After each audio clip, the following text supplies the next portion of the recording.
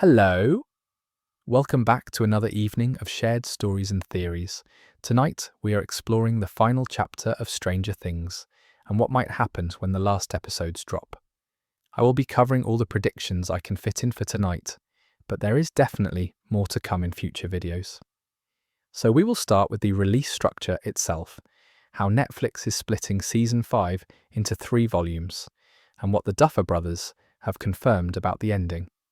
Then we will move on to character fate predictions, who might survive and who might not make it to the credits, as well as the major fan theories about defeating Vecna. We will also talk about the central mystery of the Upside Down, being frozen in time, and what it all means for the series themes.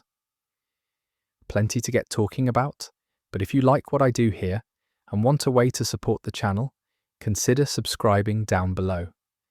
But for now, grab your flashlight and Eggo waffles, settle into Hawkins, and let us begin. Way before we can predict how the story ends, we need to understand the unprecedented way Netflix is releasing this finale. The final season of Stranger Things arrives not as a single drop, but as a 3-volume event spanning the entire holiday season of 2025. This is only the second time Netflix has split a series finale into 3 parts. Following the model established by Cobra Kai Season 6, the decision reflects both the massive scale of the production and the streaming platform's desire to keep audiences engaged across multiple weeks, rather than allowing them to binge everything in a single sitting. The release schedule itself is strategically timed to major holidays. Volume 1, consisting of episodes 1 through 4, drops on November 26, 2025, which is the day before Thanksgiving in the United States. Volume 2, containing episodes 5 through 7, arrives on December 25th, Christmas Day. The final episode stands alone as Volume 3, releasing on December 31st, New Year's Eve. This spacing creates natural conversation points during family gatherings and holiday parties, turning Stranger Things into a cultural event that dominates the final 2 months of the year. In November 2024, Netflix revealed all 8 episode titles for the final season. The episodes are titled The Crawl, The Vanishing of Holly Wheeler, The Turnbow Trap, Sorcerer, Shock Jock, Escape from Camazotz, The Bridge, and The Right Side Up. These titles offer tantalizing hints about what is to come. The second episode explicitly confirms that Holly Wheeler, Mike and Nancy's youngest sister, will play a significant role after being largely background presence in previous seasons. The fourth episode, Sorcerer, is described by the Duffer Brothers as massive, as big as any finale we have ever done, suggesting Volume 1 ends with a climactic battle rather than a cliffhanger. The final episode title, The Right Side Up, directly mirrors the Upside Down, implying either a transformation of that dark dimension or the restoration of normalcy to Hawkins. Episode lengths vary significantly, with several surpassing feature film runtime. The fourth episode, Sorcerer, runs 1 hour and 23 minutes. The series finale, The Right Side Up, clocks in at an extraordinary 2 hours and 5 minutes, making it longer than many theatrical releases. This extended runtime allows the Duffer Brothers to provide what they describe as proper closure for every character arc and storyline that has developed across 8 years of production.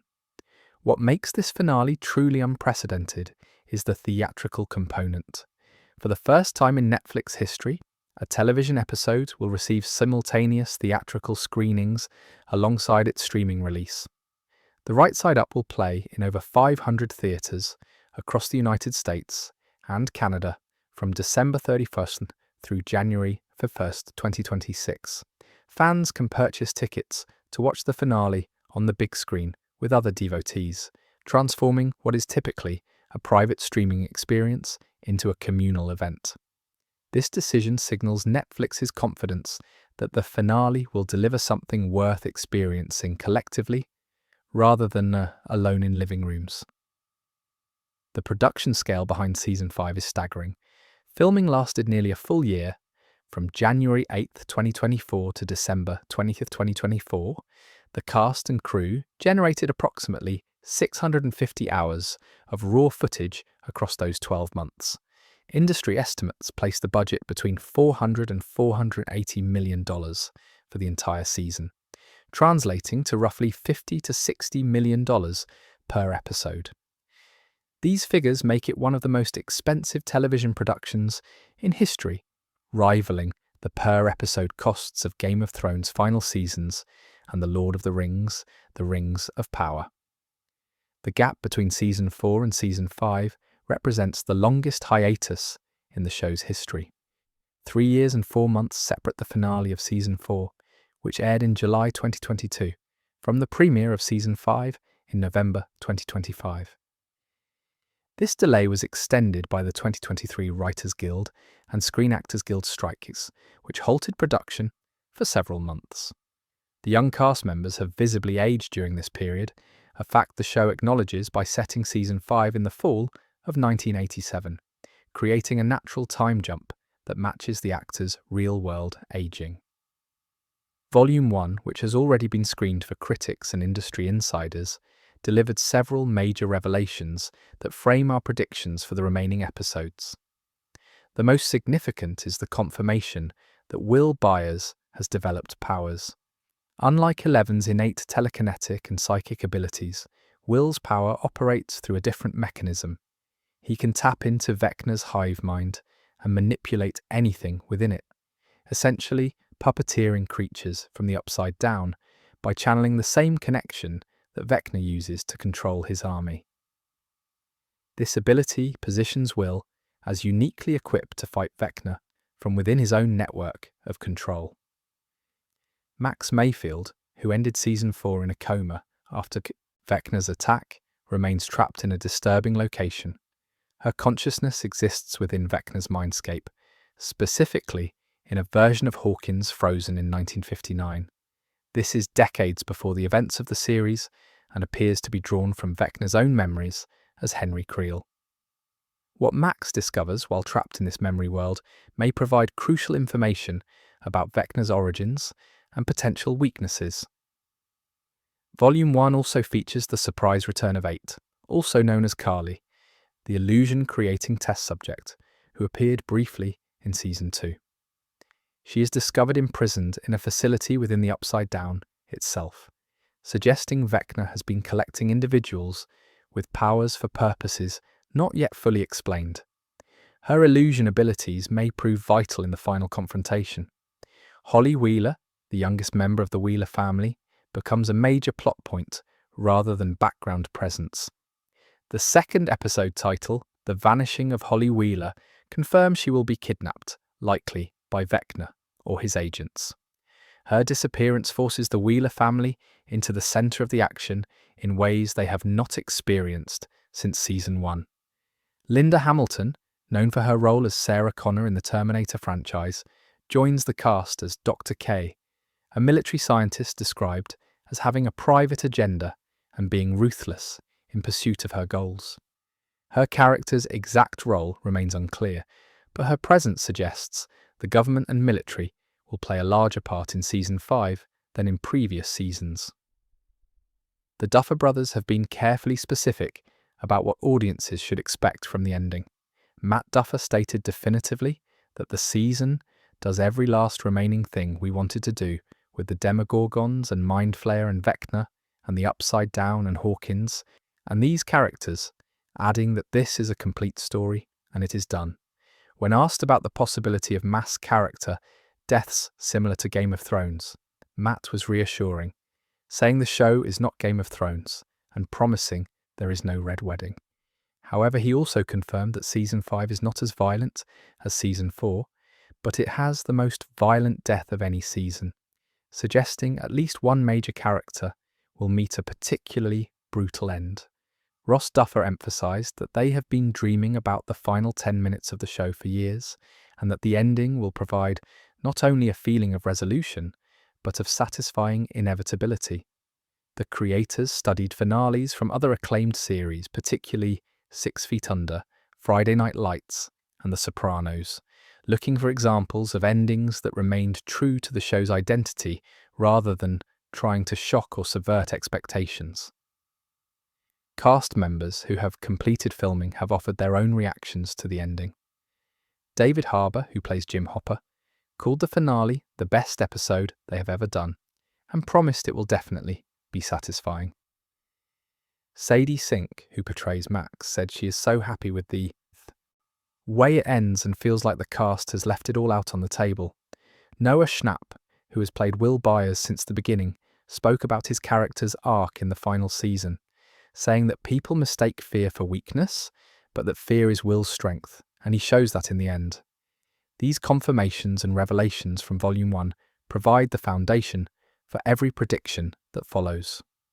The structure is unprecedented, the scale is massive, and the creators have promised a conclusion that honours the story they have been telling since 2016. Some characters are destined for heroic sacrifice. Others are meant to survive and rebuild. The hardest part of saying goodbye to Stranger Things is knowing not everyone can make it to the end. After 8 years and 5 seasons, the fates of these beloved characters have become the subject of intense speculation, careful analysis of narrative patterns, and emotional preparation from fans who understand that finales demand consequences. The question is not whether someone will die, but who, and whether their death will serve the story or merely shock the audience. Steve Harrington stands at the centre of the most anxious predictions. His journey from Season 1 antagonist to the group's protective older brother figure has made him one of the show's most beloved characters. Yet, this transformation also positions him as a prime candidate for heroic sacrifice. The evidence pointing toward his potential death is substantial and troubling for those who have grown attached to the character. Steve was originally written to die in Season 1. The Duffer Brothers have confirmed in multiple interviews that their initial plan had Steve meeting his end during the confrontation with the Demogorgon at the Byers house. Only after seeing Joe Keery's chemistry with the rest of the cast did they decide to spare him and develop his redemption arc. This origin story haunts predictions about Season 5 because writers often return to ideas they were forced to abandon, finding new contexts in which those original instincts can finally be realised. The promotional material for Season 5 has done little to ease these concerns. Steve appears sparingly in the trailers and teasers released so far, with noticeably less screen time than other major characters. While this could simply be strategic editing to avoid spoilers, it has led many to speculate that his role in the final season may be limited, or that he does not survive long enough to appear in the climactic scenes being teased. Episode 5 is titled Shock Jock, a phrase that carries ominous implications for Steve's fate. During his high school years, Steve was quite literally a jock, the popular athlete who dated Nancy Wheeler before his transformation into a more compassionate person.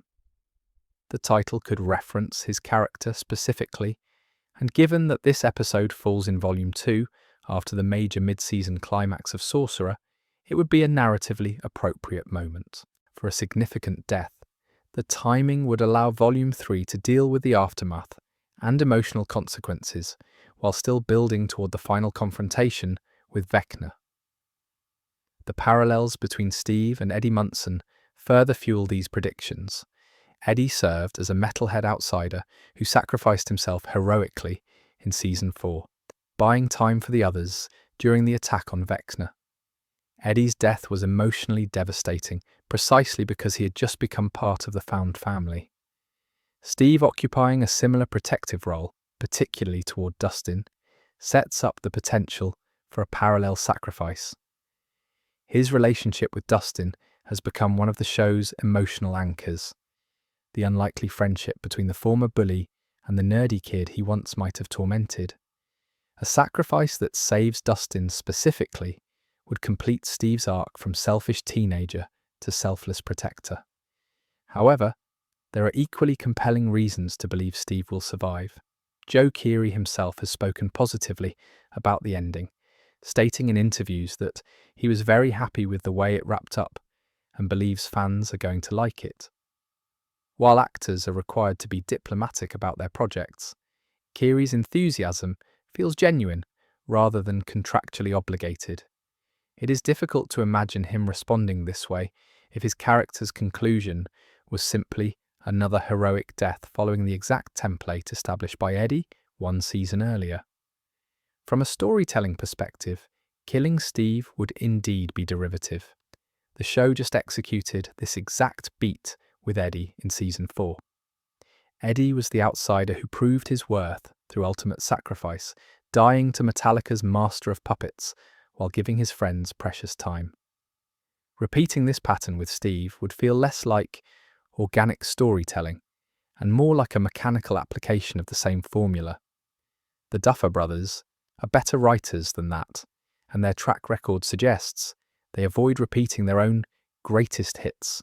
Steve's arc has consistently been about finding family and purpose outside the shallow high school social hierarchy he once valued. His growth has positioned him as the group's protector, the one who wields the nail bat and throws himself into danger to keep the kids safe. But this arc does not necessarily demand death as its conclusion. Steve learning that he can step back, that he can trust others to fight alongside him rather than always being the shield, might represent a more mature completion of his journey. His survival could demonstrate that not every protector must become a martyr. Will Byers presents a very different calculation. If anyone is positioned for meaningful sacrifice in season 5, it is the boy whose disappearance started everything. The narrative symmetry is almost too perfect to ignore. The story began with Will vanishing into the Upside Down, ending with Will making the choice to return there permanently or to sacrifice himself to close it. Forever would provide the kind of circular structure the Duffers have repeatedly emphasized in discussing their planned conclusion. Will's newly revealed powers make this possibility even more likely. His ability to channel and manipulate Vecna's hive mind means he is uniquely positioned to destroy it from within. Eleven's powers work through her own internal abilities. Will's powers require him to tap into the network that connects every creature and manifestation of the Upside Down.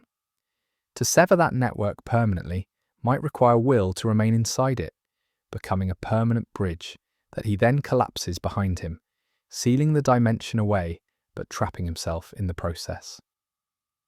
Noah Schnapp has spoken thoughtfully about Will's character arc, particularly in response to fans who view Will as weak or passive. Schnapp has said that people mistake fear for weakness, that fear is actually Will's strength, and that Will shows that in the end. This statement suggests Will's conclusion involves him confronting and overcoming his fears rather than being rescued once again.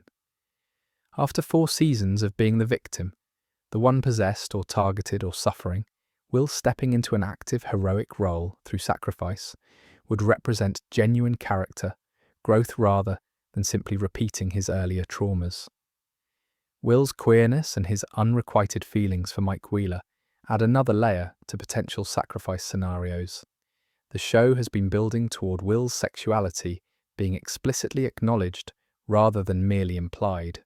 Season 4 made his feelings for Mike increasingly clear, culminating in the van scene where Will helps Mike understand how to reach 11 while clearly speaking about his own feelings. A scenario where Will sacrifices himself partly to save Mike specifically, finally able to express his love through action, if not words, would be devastating but thematically resonant. The show has consistently explored how love manifests in different forms, and Will's sacrifice could represent love as protection and release rather than possession. The show's title itself supports Will's centrality to the ending. These are stranger things that happened in a small town, but they are also Will's story in many ways. He was patient 0, the first victim, the one whose connection to the Upside Down has never fully severed. Joyce's relentless search for him in season 1 established the show's emotional core. people who refuse to give up on each other, even when the world suggests they should. Will repaying that devotion by refusing to give up on the world, even at the cost of his own life, would honour that foundation. Eleven's potential fate is perhaps the most debated among fans because her powers have been both the solution to every major threat and the potential cause of the Upside Down's connection to Hawkins. She was originally written to die in the Season 1 finale. The Duffers have confirmed that when they conceived the show as a limited series, Eleven's sacrifice after defeating the Demogorgon was the planned ending. Only when Netflix ordered additional seasons did they reverse her death and bring her back in Season 2. This original intention hangs over predictions about Season 5 like a delayed inevitability. The finale episode title, The Right Side Up, has sparked particular speculation about Eleven's fate. Some interpret this as confirmation of a happy ending where everything is restored to normalcy. Others see it more ominously, as referring to Eleven transforming the Upside Down through her powers, perhaps creating a realm of light to counter the realm of shadow, but at the cost of remaining there herself to maintain the transformation. Her powers created the circumstances that allowed Vecna to begin his plan. Her powers closing and sealing the Upside Down permanently might require a similar permanent commitment. Eleven's relationship with her father figures also factors into these predictions. Hopper sacrificed himself, or appeared to, at the end of Season 3, and spent Season 4 fighting his way back to her. The show is deeply invested in found family, and the idea that parental love can overcome any obstacle. Eleven sacrificing herself after finally being reunited with Hopper would be almost unbearably cruel, which is precisely why some believe the Duffers might do it. The emotional impact would be catastrophic, providing the kind of bittersweet ending where victory comes at nearly unbearable cost. However, Millie Bobby Brown's career trajectory suggests she may be ready to move beyond Stranger Things. She has become a major film star during the show's run, headlining the Enola Holmes franchise and other projects. Unlike some of the younger cast members whose careers are still primarily defined by Stranger Things, Brown has successfully transitioned to other roles. This makes her departure from the series through Eleven's death, or through an ending where Eleven chooses a normal life away from Hawkins, more narratively and practically feasible. The alternative to Eleven's death is Eleven's release. Perhaps her arc concludes not with sacrifice, but with her powers being stripped away, leaving her finally able to live as a normal teenager without the burden of being the world's protector. This would parallel Will's potential arc in reverse, where Will might sacrifice himself by embracing his connection to the Upside Down. Eleven might be freed by losing her connection to it entirely. Both outcomes serve similar thematic purposes, exploring what it means to let go of identity and power for the sake of peace. Max Mayfield's current state makes her fate perhaps the most uncertain. She ended Season 4 in a coma, her consciousness trapped in Vecna's mindscape, after he partially succeeded in killing her before Eleven intervened. Volume 1 has revealed she is conscious within that mindscape, experiencing a version of Hawkins frozen in 1959 that appears to be drawn from Vecna's memories. This places Max in a uniquely dangerous but also uniquely useful position. Sadie Sink has described her Season 5 arc as pretty bizarre, which could mean almost anything given the show's surreal elements. Max being conscious inside Vecna's mind means she might discover information no one else can access. She could learn about his childhood trauma, his corruption by the Mind Flayer, or weaknesses in his powers that only someone experiencing them from within could identify. Her discoveries might provide the key to his defeat, making her more than a victim waiting to be rescued. Lucas's role in saving Max will almost certainly be central to however her story concludes. He was the one desperately calling her back when Vecna had her suspended in the air. He was the one playing her favourite song. Their relationship has been one of the show's most genuine teenage romances, built on actual emotional connection rather than dramatic gestures. Lucas getting Max back not through powers or special abilities but through sheer determination and love would honour their relationship while providing the emotional victory the show needs alongside its action set pieces. Whether Max survives in her original body or is permanently changed remains to be seen. There are theories that her consciousness might need to be transferred to a new vessel, or that she might retain some connection to Vecna's powers even after being freed. Sadie Sink's bizarre comment could reference any number of science fiction or horror scenarios. What seems certain is that if Max survives, she will not be the same person she was before Vecna attacked her. The question is whether that change is primarily psychological or also physical. The fates of the adult characters are somewhat easier to predict because the show's core has always been the younger generation. Jim Hopper and Joyce Byers will almost certainly survive. Their romance has been building since season 1, constantly interrupted by supernatural threats and Russian imprisonment. Killing either of them in season 5 would feel unnecessarily cruel after everything they have endured to finally be together. David Harbour has expressed some frustration in interviews about wanting more depth to Hopper's character, beyond being the gruff protector. But frustration with a role does not necessarily predict that character's death. Mike Wheeler, despite being less central in recent seasons, will likely survive as the heart of the group. His declaration of love saved Eleven during the season 4 finale. His friendship with Will has been a cornerstone since the beginning. Mike's role has always been as the leader who believes in everyone else, and that role does not demand sacrifice so much as it demands he learn when to step back and trust his friends to lead themselves. His survival allows the show to explore what happens to the leader when the quest is over. Dustin Henderson has already lost too much. His bond with Eddie in season 4 and Eddie's subsequent death devastated him. Dustin represents the show's optimism and humour, the character who approaches horror with scientific curiosity and faces darkness with jokes. Killing Dustin would fundamentally alter the show's tone in its final hours, draining away the lightness that has always balanced the terror. He will almost certainly survive, probably with a bittersweet epilogue showing him pursuing the scientific career his curiosity has always pointed toward. Lucas Sinclair and Erica Sinclair are both positioned as survivors. Lucas's athlete background and his fierce protectiveness of Max set him up as someone who fights through to the end. Erica has evolved from annoying little sister to genuine hero, her critical thinking and bravery proving essential in multiple crisis points. The show has been careful to give both Sinclair siblings meaningful character development, and that investment suggests both will make it to the final credits.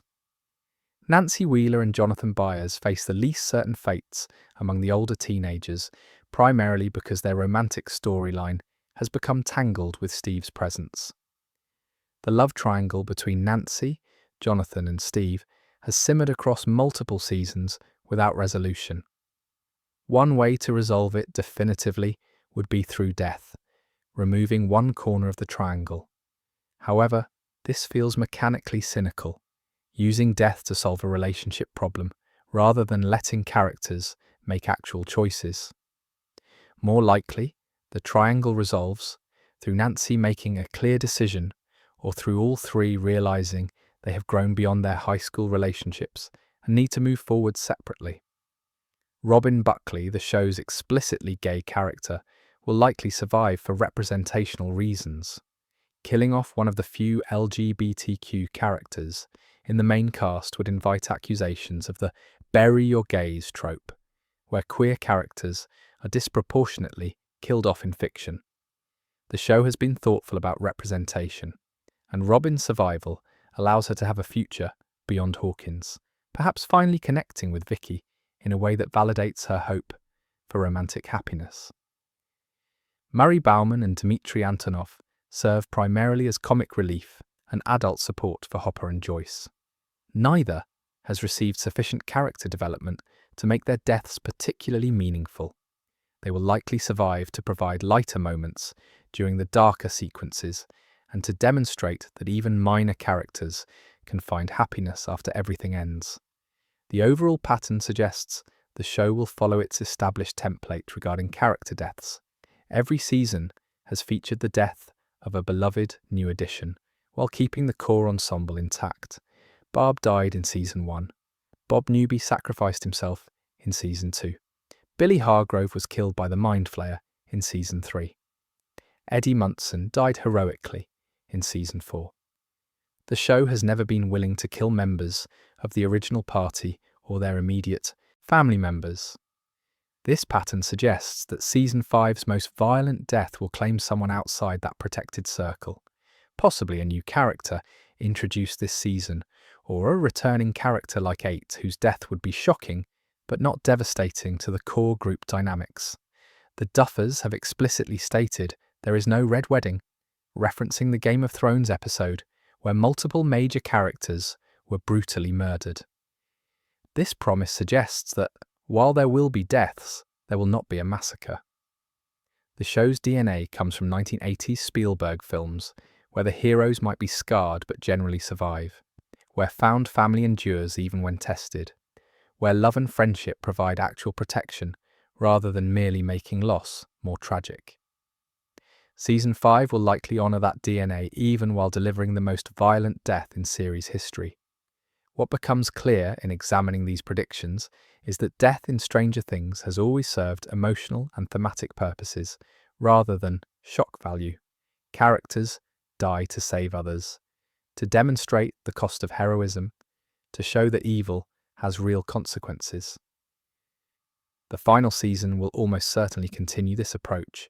Whoever dies will do so in service of the story's themes about love, sacrifice, and the family we choose. The deaths will matter not because of who dies, but because of what their death accomplishes and what it reveals about the characters who survive them. The best theories are not random guesses.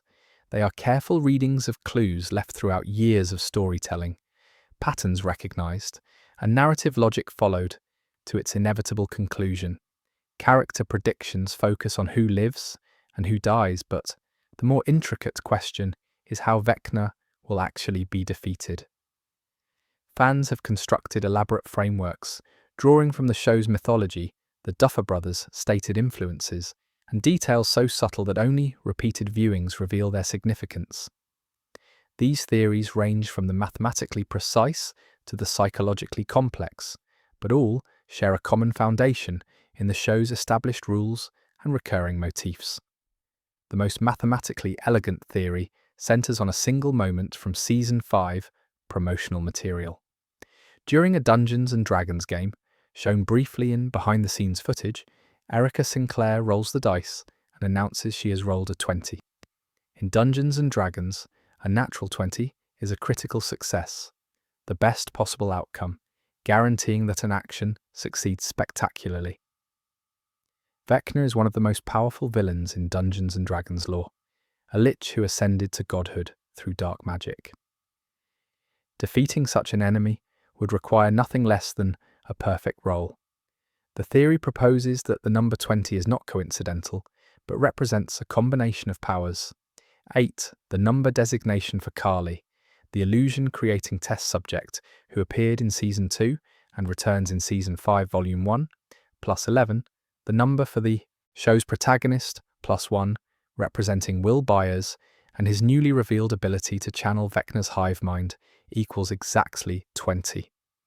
These three individuals, working in concert, would provide the perfect role needed to defeat an enemy who is proven invincible against any single attack. Each of these three possesses powers that complement rather than duplicate the others. 11's abilities are telekinetic and psychic, allowing her to move objects with her mind, access memories, and project her consciousness into other dimensions. 8's powers create illusions so convincing they can cause physical harm, as demonstrated when she made 11 believe she was bleeding from a wound that did not exist.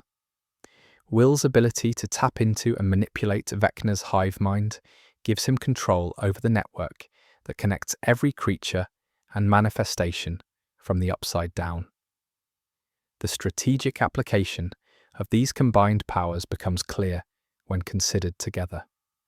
Will could infiltrate Vecna's hive mind and begin manipulating his control over the upside-down creatures, turning his own army against him, or at minimum creating chaos in his defenses.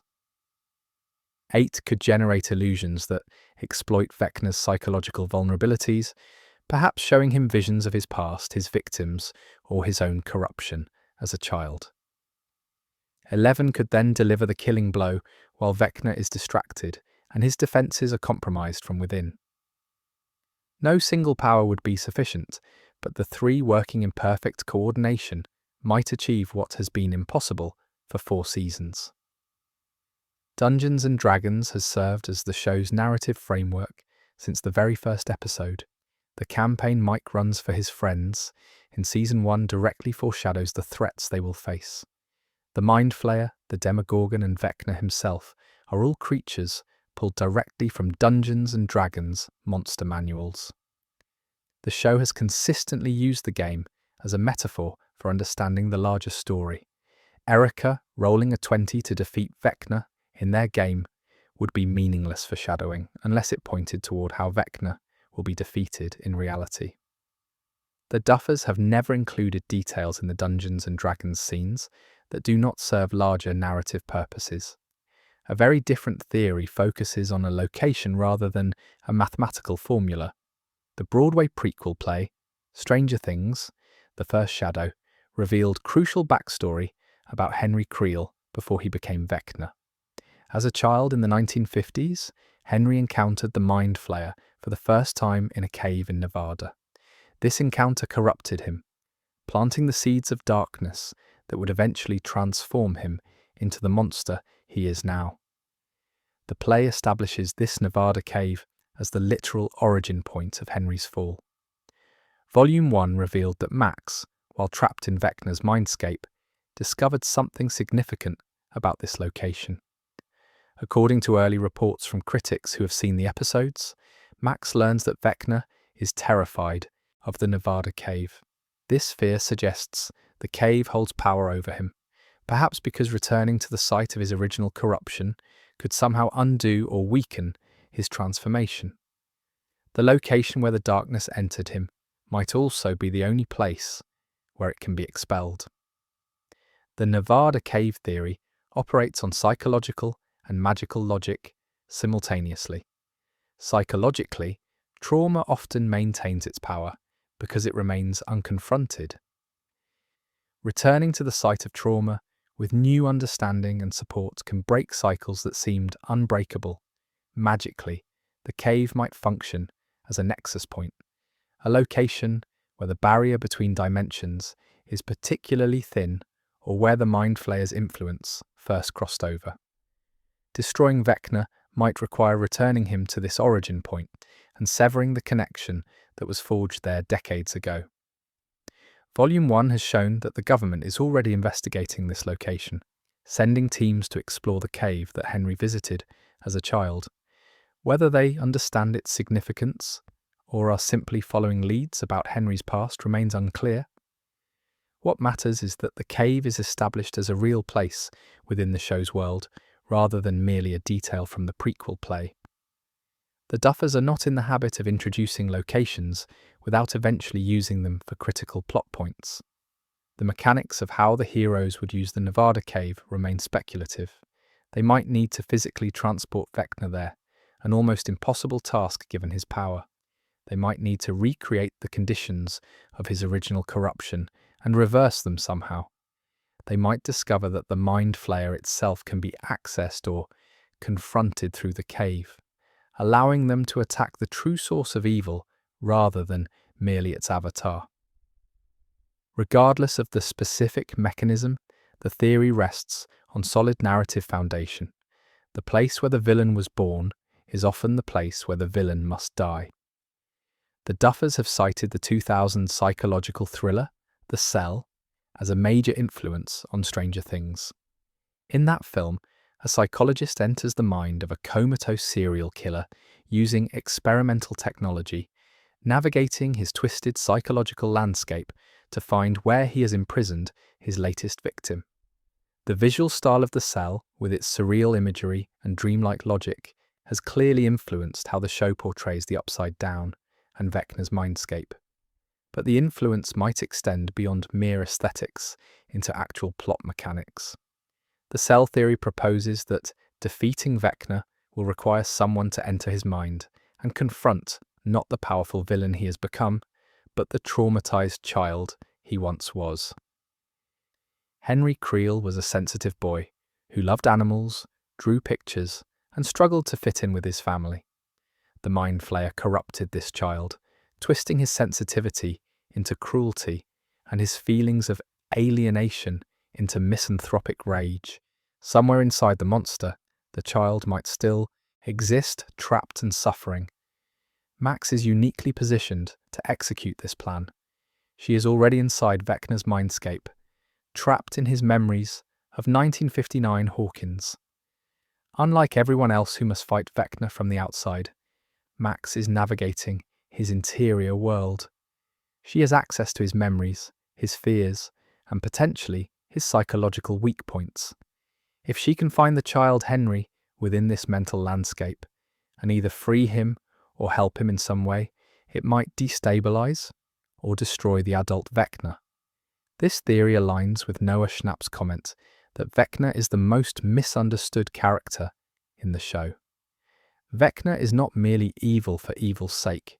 He is a victim who became a victimizer, someone who suffered corruption and then spread that corruption to others.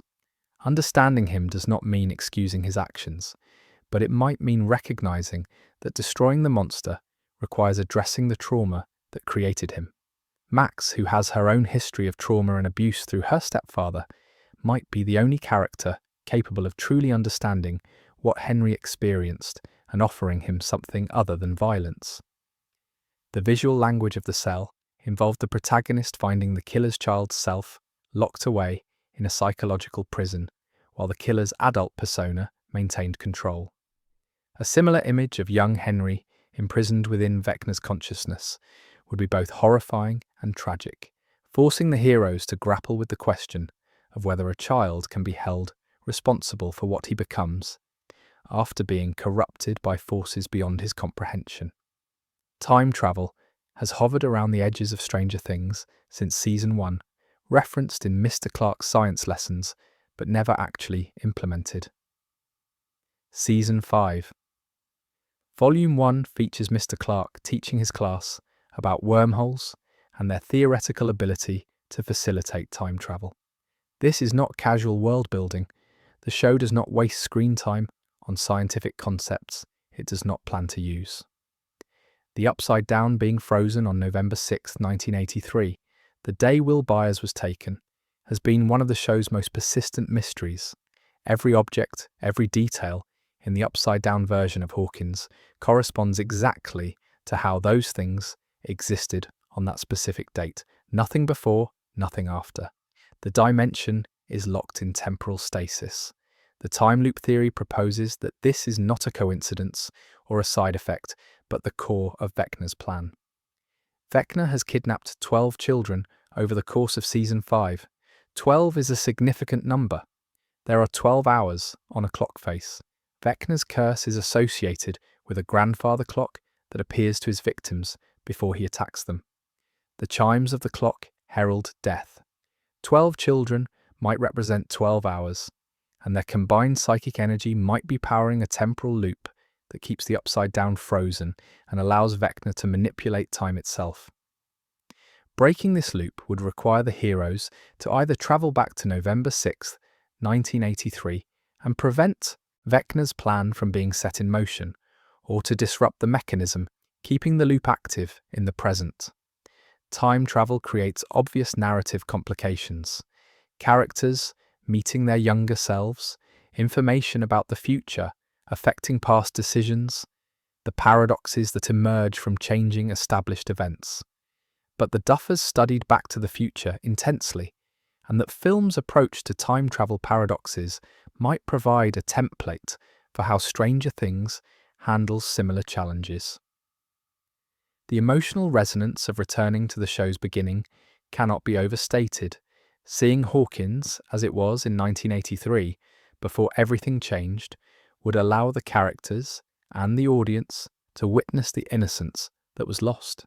Younger versions of Mike, Dustin, Lucas and Will playing Dungeons and Dragons in the basement, unaware of the horror about to begin, would be both nostalgic and devastating.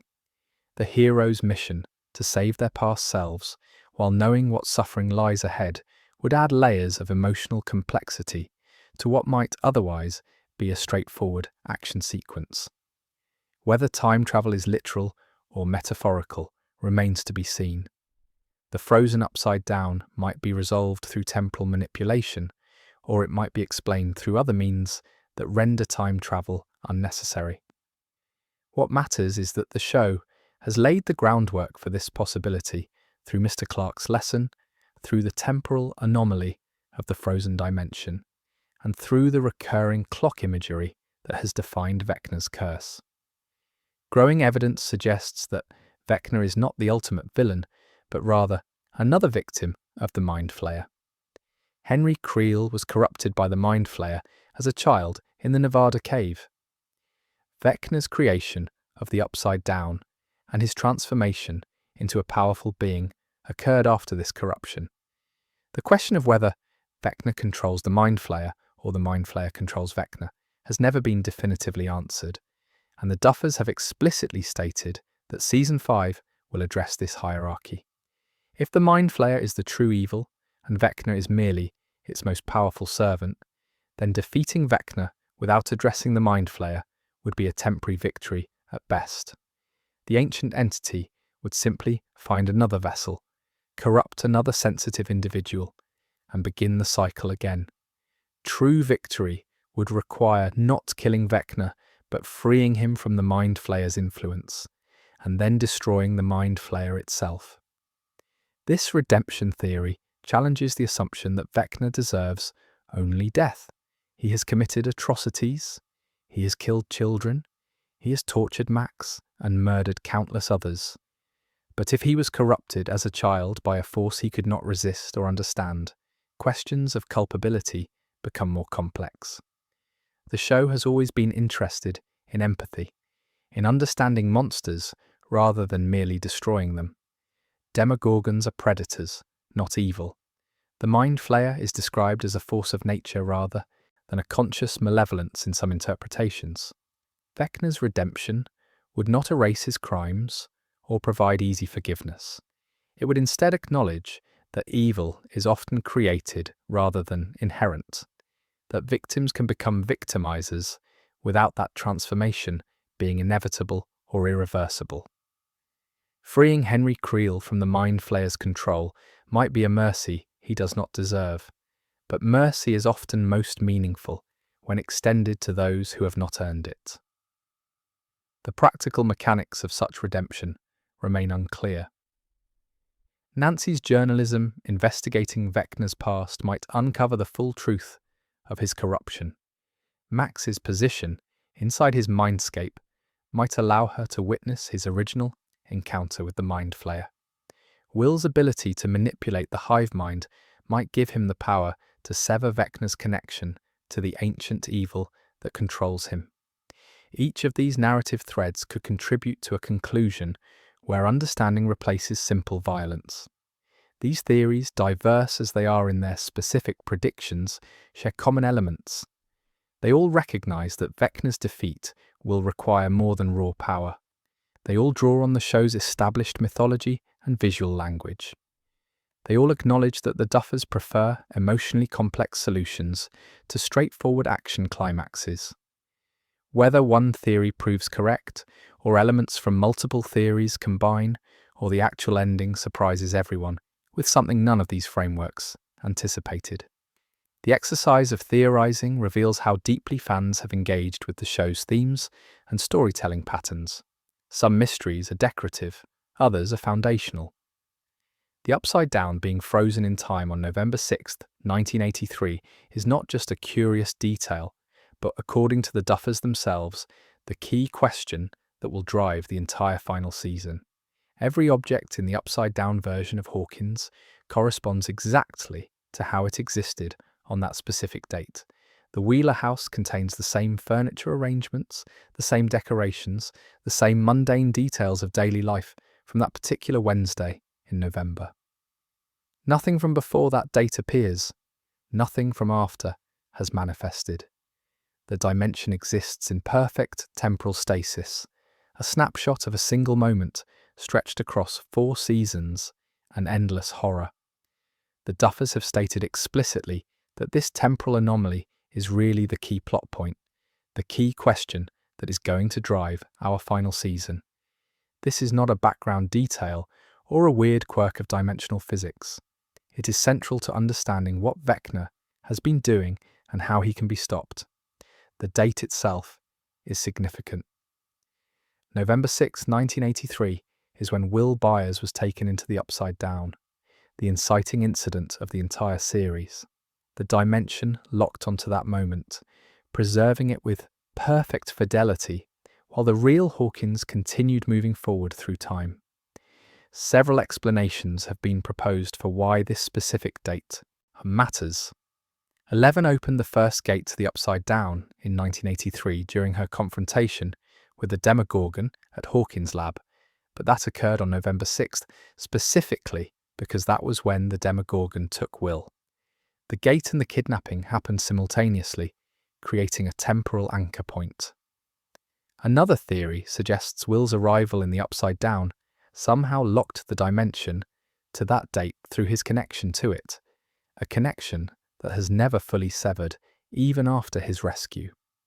A third possibility is that Vecna deliberately froze the dimension when he became obsessed with 11 and began planning his revenge, choosing that date because it represented the beginning of his awareness of her existence and power. The resolution of this mystery will almost certainly involve confronting not just what the Upside Down is, but what it represents thematically. The show has always been about trauma, about how terrible experiences change people and create rifts that seem impossible to heal. The Upside Down is a physical manifestation of trauma, a dark mirror world where everything is corrupted and dangerous. That it remains frozen in the past reflects how trauma keeps people locked in the moment of their wounding, unable to move forward, constantly reliving the same pain. Understanding the show's ending requires understanding the creator's influences and how those influences shape narrative choices. The Duffers have described their approach as being divided roughly into thirds between Stephen King, Steven Spielberg, and John Carpenter. These 3 filmmakers represent very different sensibilities, and the show's DNA reflects all of them in tension and balance. Stephen King's influence manifests in the show's approach to horror and its interest in small-town secrets, childhood friendships tested by supernatural threats, and the idea that evil can emerge from anywhere, even from within seemingly normal people. King's endings often involve sacrifice and emotional devastation, but with an undercurrent of hope, suggesting that love and human connection matter even when they cannot prevent loss. His stories acknowledge that terrible things happen to good people, but insist those people can find meaning and even redemption in how they respond to suffering. Steven Spielberg's influence is most visible in the show's visual style and emotional core. Spielberg's films about children facing the impossible, particularly E.T. and Close Encounters of the Third Kind, establish templates for how wonder and terror can coexist, how found family can become more important than biological family, and how maintaining hope in the face of darkness is not naivete but courage. Spielberg endings favour reunion, reconciliation, and the survival of innocence even after it has been tested. His films suggest that the world is fundamentally good even when evil intrudes upon it, and that the bonds between people provide genuine protection rather than merely making loss more tragic. John Carpenter's influence introduces a darker element, the possibility that evil can never be fully defeated, only temporarily contained. His films like The Thing and Halloween suggest that threats may resurface, that victory is often incomplete, that vigilance is the price of survival. Carpenter does not believe in easy resolutions or neat conclusions. His endings often leave doors open, shadows unexamined, the suggestion that the fight continues beyond the final frame. The Stranger Things finale will almost certainly balance these three sensibilities. There will likely be sacrifice and loss in the King tradition. There will probably be emotional reunion and the affirmation of found family in the Spielberg mode. There may be hints that the threat is contained but not eliminated, that the characters will need to remain watchful, following Carpenter's more pessimistic worldview. The question is not which influence will dominate, but how the Duffers will weave all three together into something that feels true to the story they have been telling. The creators studied specific finales while planning their own ending. They have mentioned 6 Feet Under, Friday Night Lights, and The Sopranos as shows whose conclusions influenced their thinking. Ross Duffer noted that the best ones were very true to themselves, suggesting they are not interested in subverting expectations or delivering shocking twists for their own sake, but rather in providing an ending that feels inevitable given everything that has come before. 6 Feet Under's finale is widely considered one of the greatest television endings ever produced. It showed the future deaths of every main character, set to emotionally devastating music, providing complete closure while acknowledging that life continues and eventually ends for everyone. Friday Night Lights ended with its core relationships intact, but its characters moving forward into new phases of their lives, honouring both what they shared and what they would become separately. The Sopranos famously cut to black in the middle of a scene, leaving Tony Soprano's fate ambiguous and dividing audiences over whether this was brilliant or frustrating. The Duffers have also confirmed they have been dreaming about the final 10 minutes of the show for years, suggesting they know exactly what image and what emotion they want to leave audiences with. They have said the ending will come full circle back to Season 1, incorporating unused concepts from Season 2 and honouring the story's origins while providing resolution. The show's established patterns offer final clues about how it will conclude. Every season has featured a multi-front simultaneous assault where separated character groups reunite to attack from different angles. Season 5 will almost certainly follow this template, with teams converging on both the Upside Down and Hawkins for a coordinated final battle. Every season has resolved conflicts through emotional connection, defeating evil through love and friendship, providing the crucial advantage that raw power cannot. Mike's declaration of love saved Eleven during the Season 4 finale. Max survived Vecna through Lucas's desperate plea and her favourite song. This pattern strongly suggests the final victory will hinge on emotional bonds rather than superior combat abilities. The Upside Down mystery represents more than a plot puzzle to be solved. It embodies the show's central question about whether we can escape our past or must transform it instead. A dimension frozen in the moment of greatest trauma. A dark reflection of innocence lost. A reminder that some wounds never fully heal, but only teach us how to carry them. How the characters resolve the temporal stasis will reveal whether Stranger Things believes in true endings or only in the strength to face what cannot be undone. With all the pieces laid out, the release structure understood, character predictions considered, and theories examined, the question becomes how these elements will actually unfold across the remaining 4 episodes. Volume 1 ended with the massive climax of Sorcerer, and the Duffer Brothers have confirmed that this mid-season finale is as big as any finale we have ever done. What comes after a climax that monumental reveals much about how the creators intend to structure the final act of their story.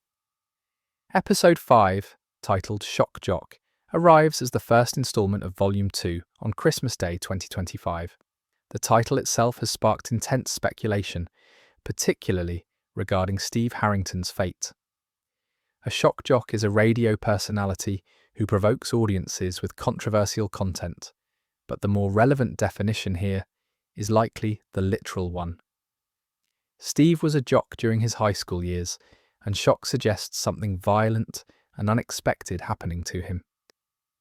The episode's placement immediately after the Volume 1 climax suggests it will deal with the aftermath of whatever devastating events concluded Sorcerer. The pattern established by previous seasons suggests Episode 5 will regroup the scattered characters, assess the damage from the previous battle, and set up the pieces for the final 2-episode push. This is when the show typically allows its characters to process trauma, to grieve losses, and to recommit to the fight despite impossible odds. If a major character death occurs in Sorcerer, Episode 5 will be where the emotional consequences play out. If the death happens in Shock Jock itself, the episode's title becomes grimly appropriate. Steve's limited presence in promotional materials combined with this episode title has convinced many fans that he will die here. The shock would refer to the audience's reaction to losing one of the most beloved characters. The jock element points directly to Steve's identity. The timing, early in Volume 2, would give the remaining episodes space to deal with the aftermath, particularly Dustin's grief and how it might fuel his actions in the finale. However, it is equally possible the title is misdirection, that the shock refers to something else entirely, and Steve survives to fight another day. Episode 6, Escape from Camazotz, draws its title from Madeleine L'Engle's novel A Wrinkle in Time.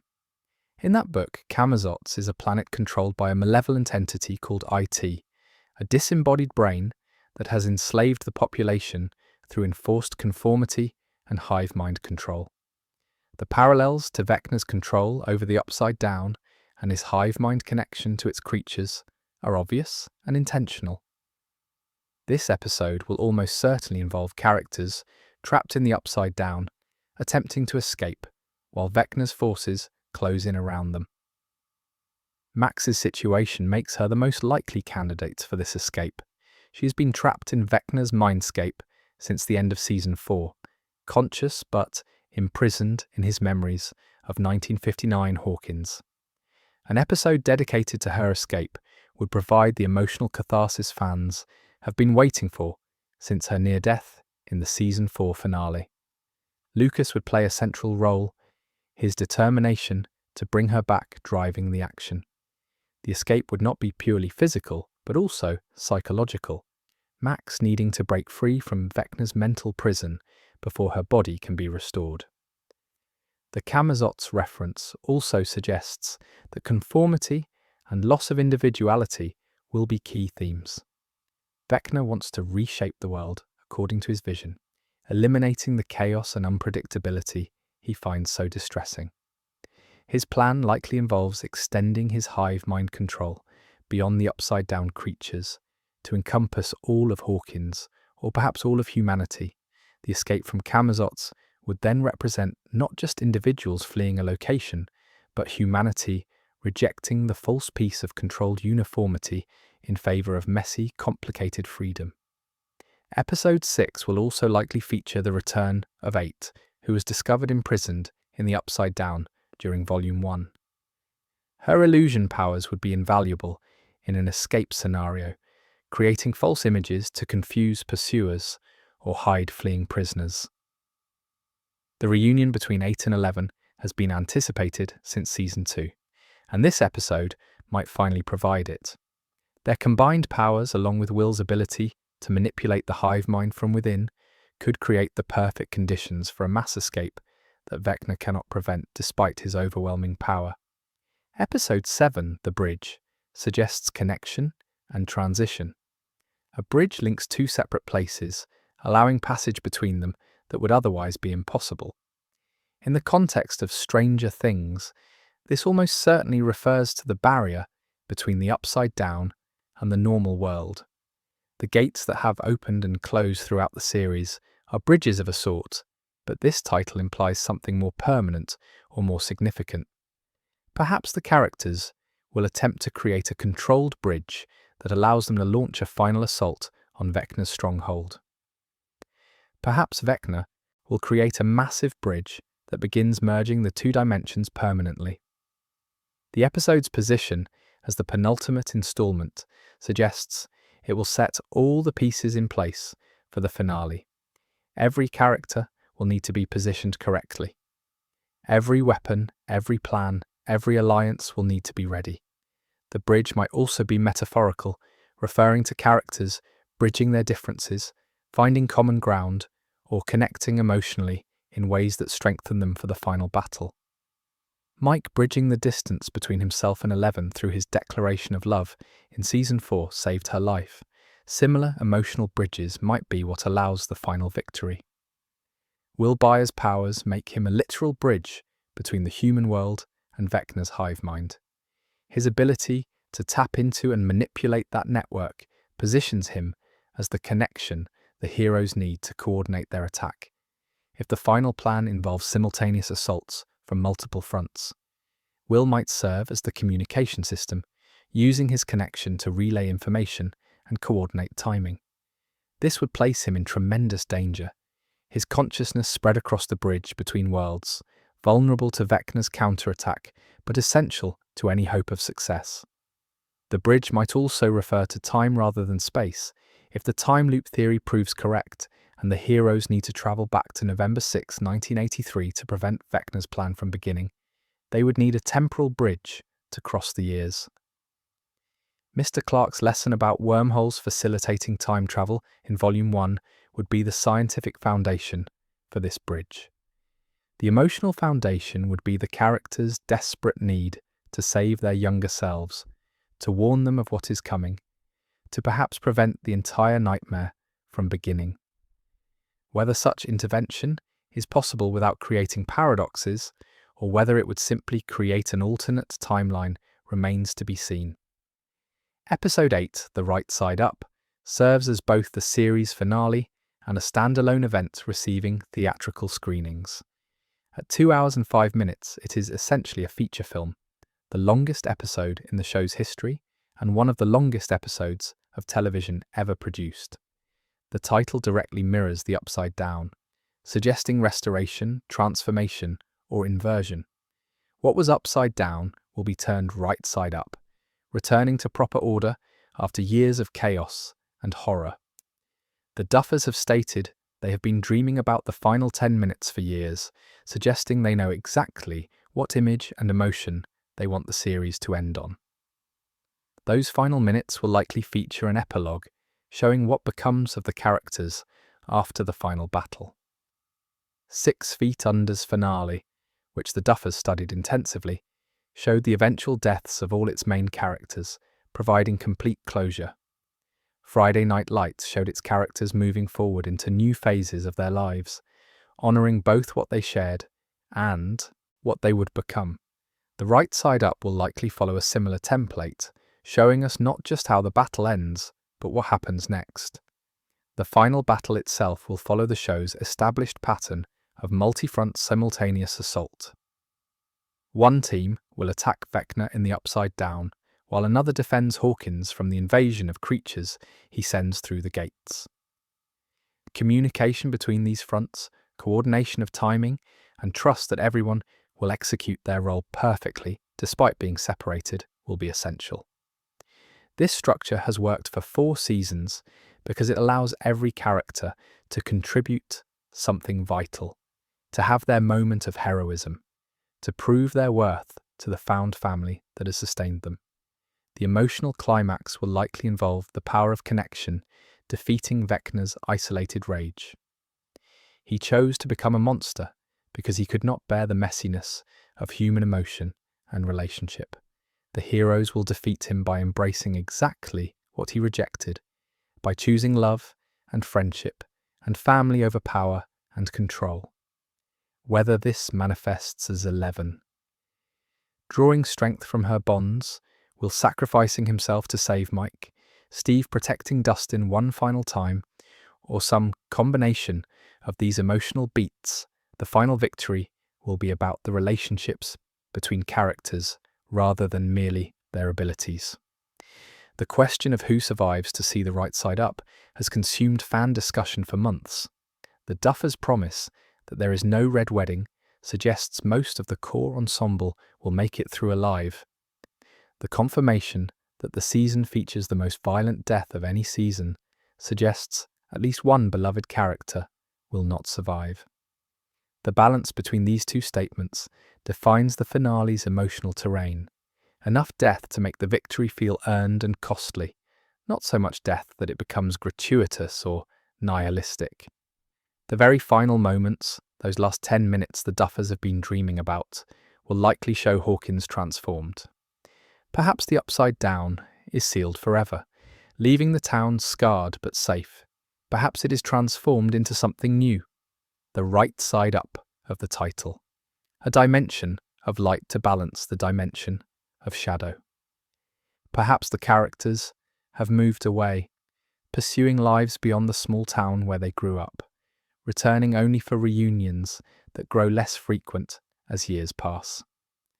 Whatever image the series ends on, it will be designed to provide what Ross Duffer called not only a feeling of resolution, but of satisfying inevitability. The title suggests hope rather than despair. Right side up implies restoration to proper order. Things return to how they should be.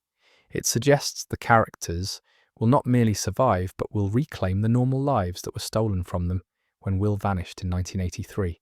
Whether they can truly go back to who they were before everything changed, or whether they have been too altered by their experiences, remains the final question the show must answer.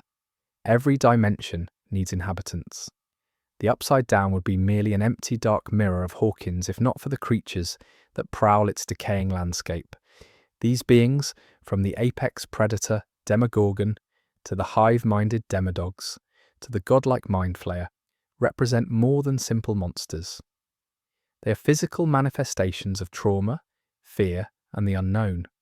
Understanding what they are and how they function provides crucial context for predicting how they might be defeated in the final confrontation. The Demogorgon was the first creature the audience encountered, emerging from the Upside Down in Season 1 to hunt in Hawkins. Named by the boys after a monster from their Dungeons & Dragons campaign, the Demogorgon stands roughly humanoid in shape, but with elongated limbs, greyish skin, and a head that opens like a grotesque flower to reveal rings of teeth. It hunts by sound rather than sight, its lack of visible eyes forcing it to rely on vibrations and noise to locate prey. This hunting method made it particularly terrifying in Season 1, as characters learned that absolute silence was their only defense. The Demogorgon operates as an apex predator, drawn to blood and able to move between dimensions through the gates 11 inadvertently created. Its intelligence level remains ambiguous. It demonstrates problem-solving abilities, learning to avoid traps and finding new routes to its prey. Yet it also seems to follow instinct more than conscious thought, reacting to stimuli rather than planning complex strategies. This positions it as a natural force, dangerous but not malevolent in the way that human or human-derived evil is malevolent. Season 4 revealed that multiple Demogorgons exist within the Upside Down, suggesting they are a species rather than a singular entity. Hopper fought one while imprisoned in Russia, demonstrating that the Soviets had captured specimens through their own gate experimentation. The existence of multiple Demogorgons raises questions about their life cycle, reproduction, and social structure, if any. Whether they hunt in packs, maintain territories, or operate as solitary hunters remains unclear. What is certain is that they respond to the Mind Flayer's control, becoming weapons rather than independent creatures when Vecna exerts his will through the hive mind. Demodogs first appeared in Season 2 as the larval or juvenile form of Demogorgons. Resembling quadrupedal reptilian creatures roughly the size of large dogs. They swarm in packs and demonstrate pack-hunting intelligence. Dart, the Demodog that Dustin briefly kept as a pet before it grew and transformed, revealed that these creatures go through developmental stages. They begin small enough to mistake for unusual amphibians, grow rapidly when fed, and eventually mature into full demogorgons if they survive long enough. The demodog's pack behavior makes them particularly effective as an invasion force, where a single demogorgon hunts strategically and carefully. Demodogs overwhelm through numbers and coordinated assault. Their presence in Season 2 transformed the threat from a singular monster stalking victims to an army capable of overrunning defensive positions through sheer quantity. This escalation followed the natural progression of horror storytelling, where the second act must raise stakes beyond what the first act established. Dart's relationship with Dustin provided one of the show's most emotionally complex moments. Despite knowing what Dart would become, Dustin felt attachment to the creature he had raised. When Dart recognized Dustin during the final confrontation and allowed him to pass unharmed, it suggested these creatures retain some capacity for loyalty or recognition beyond pure instinct. Whether this represents actual emotion or merely imprinting behavior remains debatable, but it demonstrated that even monsters from the upside down are not purely evil, merely following their nature. The Mind Flayer represents a qualitatively different order of entity. Described by Will as an evil intelligence that views humans as inferior, the Mind Flayer appears as a massive shadowy form resembling a spider when witnessed in the upside-down sky. Its true nature remains one of the show's central mysteries. Is it a singular consciousness that emerged spontaneously within the upside down? Is it an ancient entity from another dimension that claimed the upside down as its territory? Is it perhaps the upside down itself achieving sentience? What is confirmed is the Mind Flayer's ability to possess and control other beings. It infected Will in Season 2, using his body as a spy to observe the human world, while slowly transforming him into a vessel for its consciousness. This possession manifested physically, with black veins spreading across Will's skin and his body temperature dropping to dangerous levels. The process was gradual, allowing Will's friends and family time to recognize what was happening and attempt intervention, but it demonstrated the Mind Flayer's patient approach to conquest. In Season 3, the Mind Flayer shifted tactics from possession to construction. Rather than controlling existing beings, it melted down humans and animals into biological matter and rebuilt them into a massive physical avatar. This flesh monster, constructed from the melted remains of dozens of Hawkins residents, represented the Mind Flayer's most direct physical manifestation in the human world. Its creation required tremendous resources and coordination, with an entire network of possessed individuals working in concert to gather the necessary biological components. The Mind Flayer's relationship to Vecna has never been fully clarified. Season 4 revealed that Henry Creel encountered the Mind Flayer as a child and was corrupted by it. Later, after 11 banished Henry to the Upside Down, he appeared to reshape the dimension and its creatures according to his will. The exact power dynamic remains unclear. Does Vecna control the Mind Flayer, or does the Mind Flayer control Vecna? Are they partners in some incomprehensible alliance, or are they perhaps the same entity, with Vecna serving as the Mind Flayer's human-derived interface with the physical world? This question matters tremendously for predictions about the finale. If Vecna is the true villain and the Mind Flayer is merely his weapon, then killing Vecna should end the threat permanently. If the Mind Flayer is the true evil and Vecna is merely its most powerful servant, then defeating Vecna without addressing the Mind Flayer would provide only temporary victory. The Duffers have promised Season 5 will definitively answer this hierarchy question, and that answer will determine what victory actually requires. Vecna himself, born as Henry Creel, represents the show's most complex creature. He is human in origin, but transformed into something far more powerful and far more monstrous through his connection to the Upside Down and the Mind Flayer.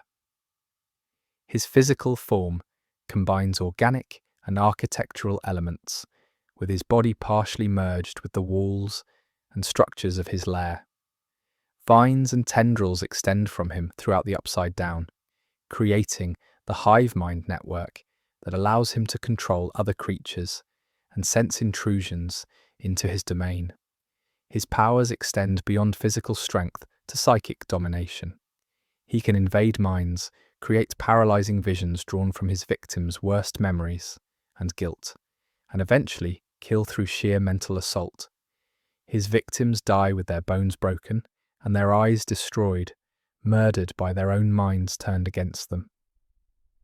This method of killing is intimate and cruel, forcing victims to confront their traumas before destroying them.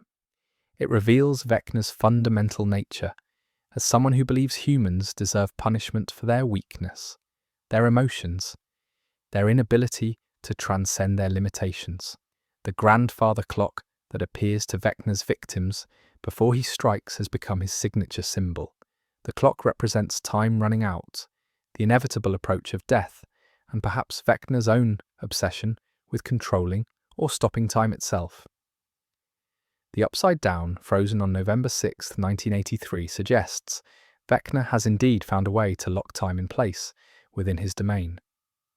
Whether the clock imagery points toward time manipulation as central to his plan, or merely serves as psychological terror, remains to be seen.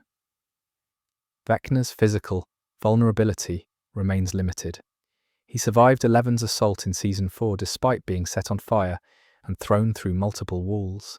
His regeneration abilities allow him to recover from damage that would kill any normal creature.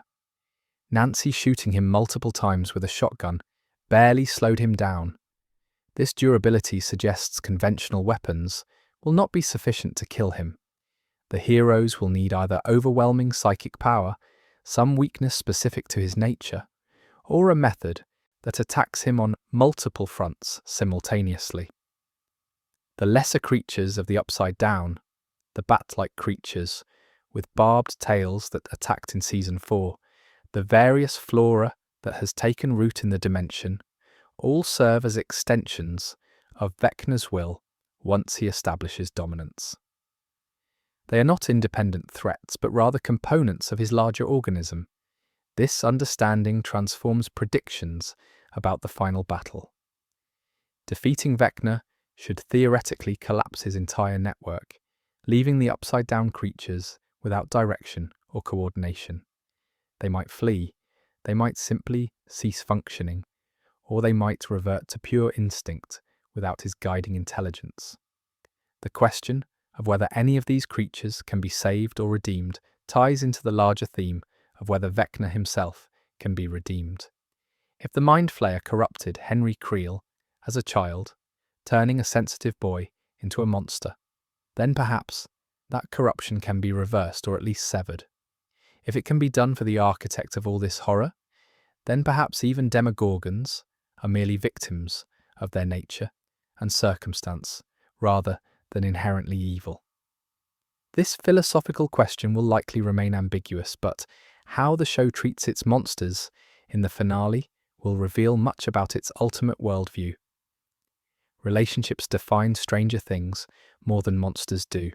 The show has always understood that horror works best when audiences care deeply about the people in danger. Over 5 seasons, the connections between characters have deepened, fractured, been tested, and evolved. How these relationships resolve in the final episodes will determine whether the ending feels emotionally satisfying, regardless of who survives the final battle. Mike Wheeler and Eleven's romance has served as the emotional anchor since Season 1. Their connection transcends the typical teenage relationship because it was forged in trauma and sustained through impossible circumstances. Eleven's limited social development, having spent her formative years in a laboratory, means Mike was one of her first experiences of kindness and genuine affection. Mike's loyalty to her, his refusal to believe she was dead even when everyone else had moved on, established the foundation of their bond. Season 4 tested this relationship by forcing them apart geographically and emotionally. Mike's inability to say he loved Eleven created distance between them. His fear of losing her making him unable to fully commit.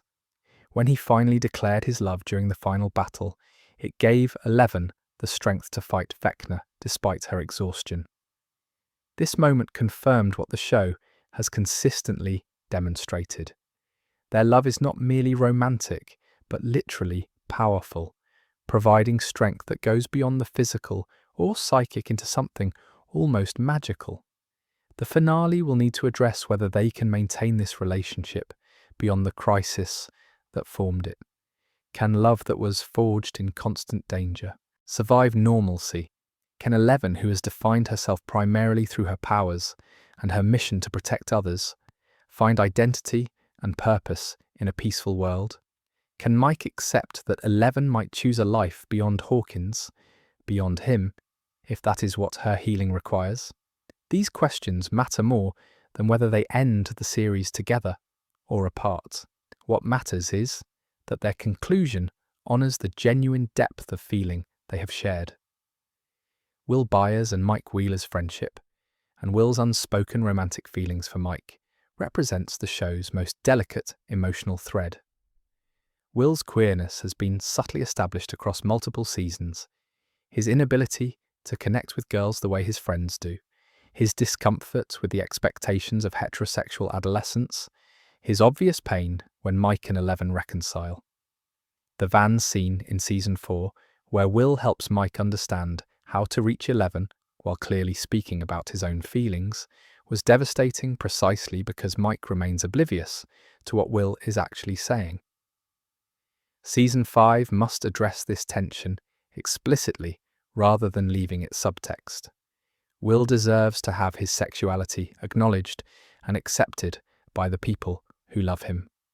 Whether he ever confesses his feelings for Mike directly, whether Mike ever realizes what Will has been experiencing, these are secondary to Will simply being allowed to exist as a gay teenager in 1980s Indiana and finding acceptance from his found family. The show has been thoughtful about representation, and Will's arc deserves that same thoughtfulness rather than being resolved through tragedy or continued silence. The possibility that Will might sacrifice himself to defeat Vecna adds painful dimension to this relationship.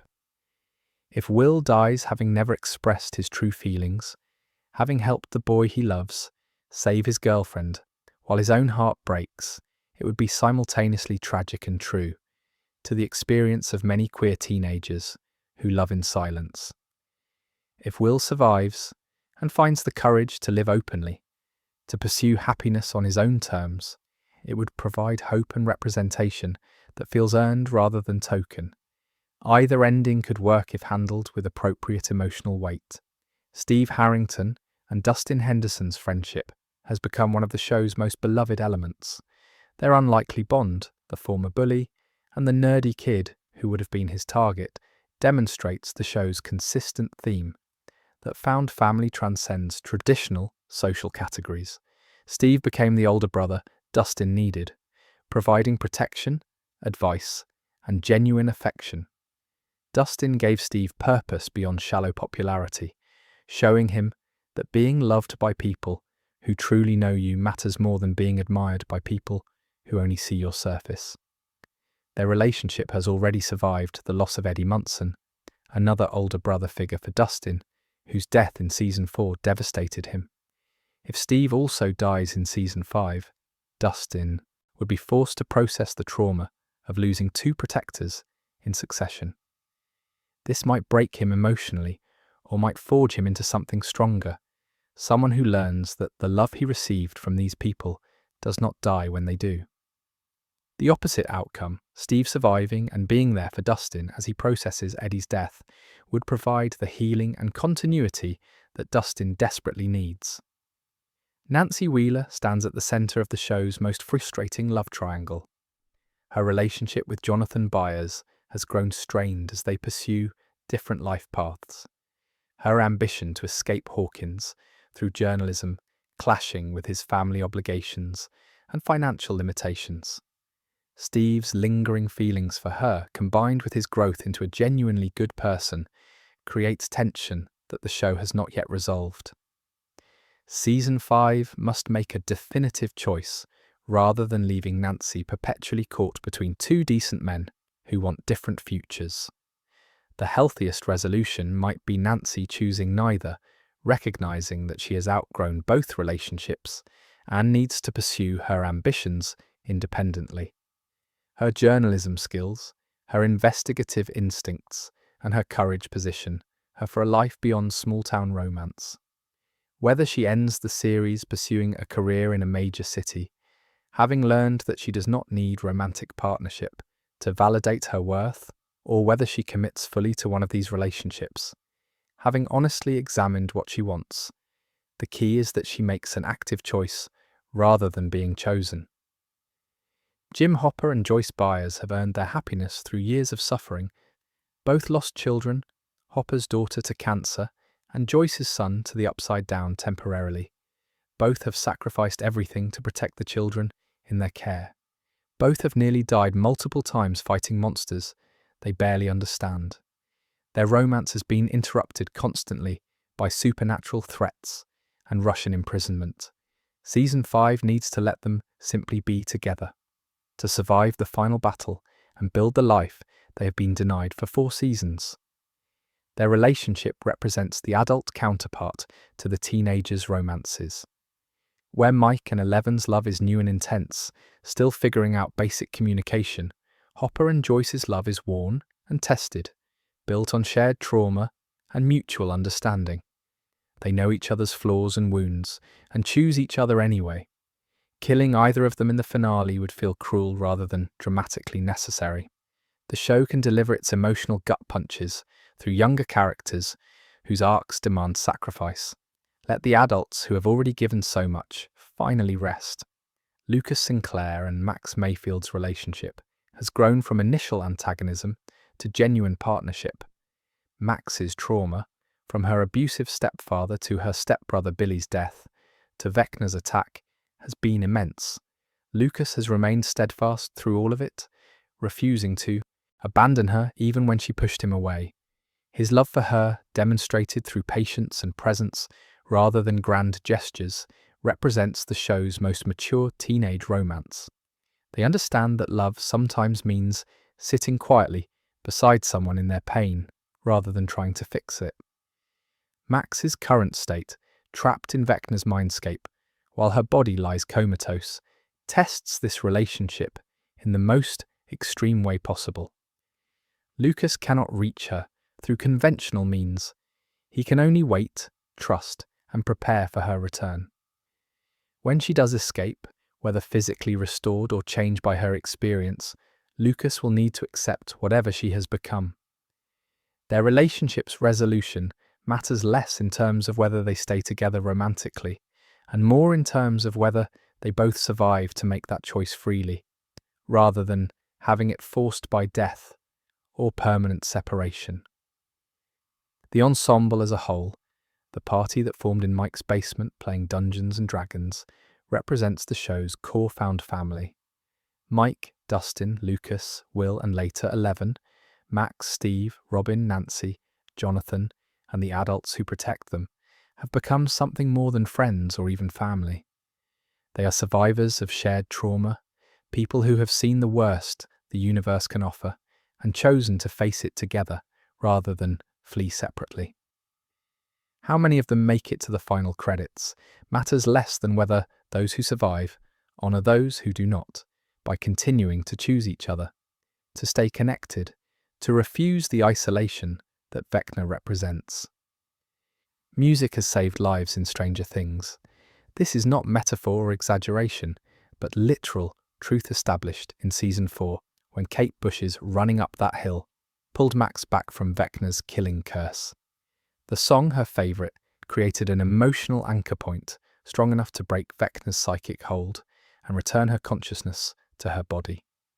This moment transformed music from atmospheric background element to active plot mechanism, establishing that emotional connection expressed through song carries actual power against the forces of darkness. The show's approach to music has always been meticulous.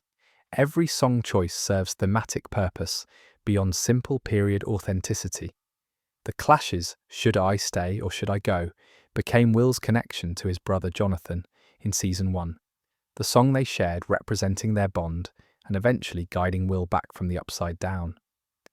The specific choice of that song, with its lyrics about indecision and fear of commitment, mirrors the emotional struggles multiple characters face regarding relationships and life choices. Season 4's use of "Running Up That Hill" demonstrated the show's evolution in how it deploys music.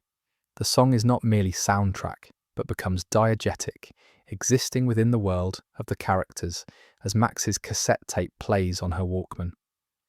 The lyrics about making deals with God, swapping places, escaping inescapable situations, directly parallel Max's desperate desire to trade her life for Billy's, her guilt over his death, her willingness to sacrifice herself. When the song plays during her levitation scene, every word lands with devastating precision.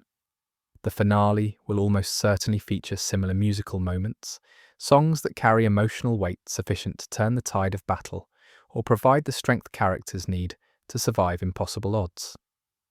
Predicting specific song choices is difficult because the Duffers guard these selections carefully, knowing that the right song at the right moment can elevate a scene from good to transcendent.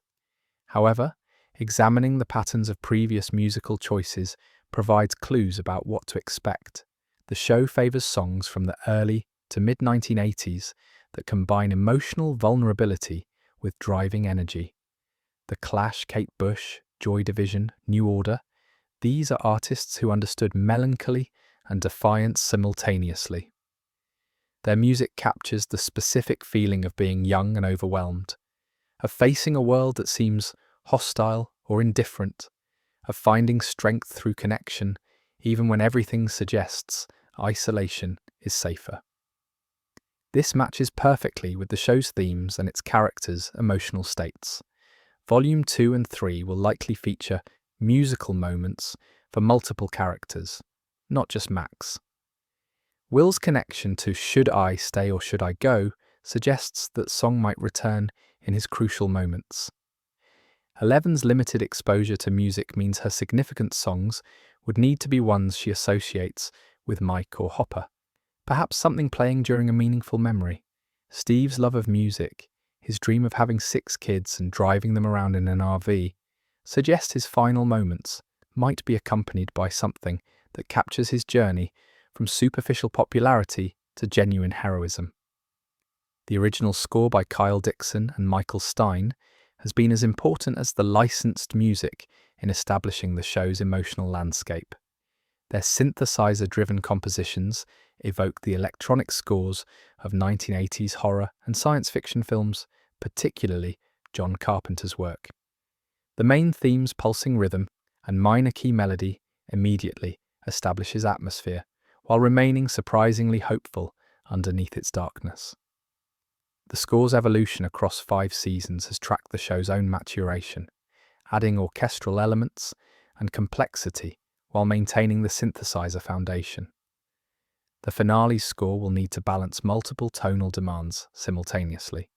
It must be epic enough to support a 2-hour battle sequence, with civilization hanging in the balance. It must be intimate enough to support quiet character moments and emotional goodbyes. It must be surprising enough to avoid falling into predictable action movie cliches, while remaining familiar enough to feel authentically Stranger Things. Dixon and Stein have consistently delivered on these contradictory requirements, and their work on the finale will likely represent their most ambitious composition for the series. Beyond specific songs and score, the show has always understood the power of silence. The Demogorgon hunting by sound in Season 1 created scenes where characters forced themselves into absolute quiet, every breath and heartbeat threatening to give them away. Vecna's victims experience their final moments in eerie silence before his psychic assault begins. The contrast between the show's loud, chaotic action sequences and its perfectly silent tension moments creates rhythm and variety that prevents audience fatigue. The emotional climax of the finale, whether it occurs during the final battle or in the epilogue that follows, will likely combine music, score, and strategic silence to maximize impact. A quiet moment where characters simply look at each other, understanding what they mean to each other without words, might land harder than any dialogue could. A perfectly chosen song beginning just as a character makes an impossible choice might provide the emotional release audiences need after hours of tension. The score swelling as separated characters reunite or fall might be what transforms a good ending into a great one. Music in Stranger Things has always been about connection. Characters sharing headphones, singing together, using songs to communicate feelings they cannot speak aloud. In a show about isolation versus community, about choosing connection even when it makes you vulnerable, music represents the ultimate expression of that choice. You cannot share a song without opening yourself to another person, without admitting that something moves you, without trusting them to understand. The finale will almost certainly return to this theme, using music not just as emotional manipulation of the audience, but as demonstration of the characters' fundamental humanity and their refusal to become as isolated and cold as Vecna. And that, my dear friends, is where we will end tonight's predictions. All of this remains speculation until the episodes actually drop. Volume 1 arrives November 26th, Volume 2 on December 25, and the finale on December 31st, 2025. In a future video, I am definitely going to cover other Stranger Things topics, like the creatures of the Upside Down, in detail, the evolution of character relationships across all 5 seasons, the show's extensive catalogue of 1980s references and how they serve the story, the music choices and their thematic significance, and the wider world of Hawkins, including locations we have seen but never fully explored. There is just so much material that I did not have time to include tonight. But until next time, stay safe and sweet dreams.